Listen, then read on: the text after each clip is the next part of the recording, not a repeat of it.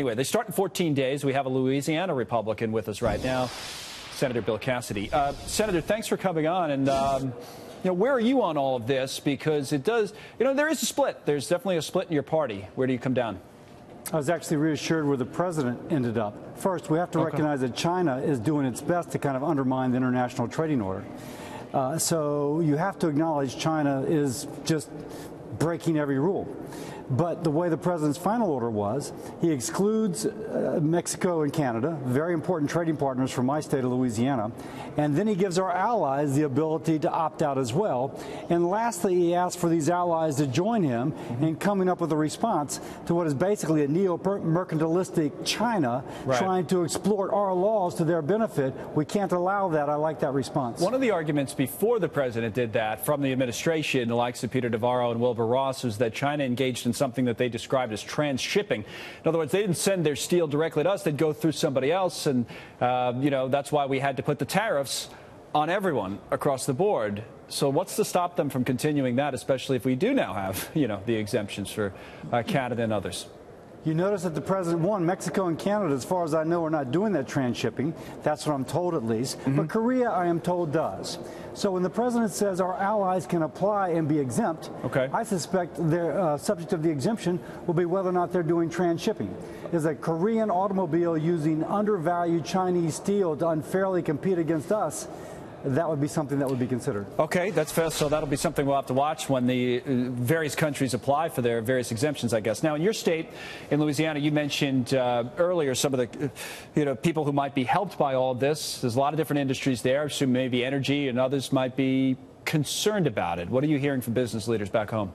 I totally accept that concern. The Port of New Orleans, by tonnage, one of their biggest import products is steel. Right.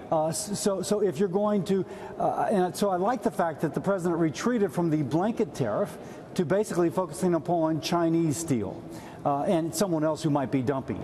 But if it is an exporter from another country coming in with steel that my end user can use, but it's appropriately priced, then I think my port still does well, but my end user does as well. Correct me if I'm wrong, but when the Bush tariffs were tried in 2002, I think there was some exemptions there as well, right? And we still ended up with a net loss jobs-wise. So one of the studies that has been popular says we were down like 200,000 jobs when all was said and done. The tariffs came off early.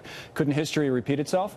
It could repeat itself, and I'm not an expert on the George W. tariffs. My understanding, though, is that whatever they raised the tariff to, domestic producers raised to the same amount, and there really was a cost inflation. In this case, the president is saying if it's Chinese steel priced under market value, it gets a tariff. But if it's from Germany and priced appropriately, it does not get a tariff. And so, therefore, you expect somewhat of a more appropriate pricing, hopefully avoiding that which happened under W. But you're comfortable saying that you think at the end of all this, whatever that it means, that we have more jobs in the United States, not fewer, as a result of the tariffs? I would like to think so. It takes a little bit more of analysis of the final rule before you can feel comfortable with that modeling. But I do think we have to do something about China. China will debase our entire industrial base if we are not careful, and they will break every rule to their advantage. And we're naive if we assume that they won't.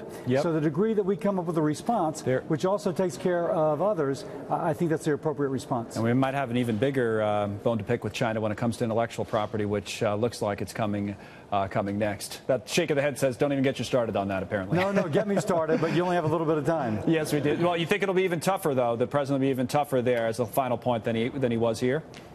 I think the president should be tougher because, if you will, steel is a dumb product, whereas IP has all potential to be a platform to build upon.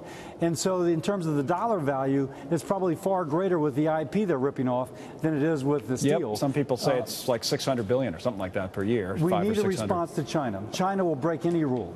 From what we're hearing, we might get one pretty soon. Senator, thanks very much, Senator Cassidy. We appreciate you coming on.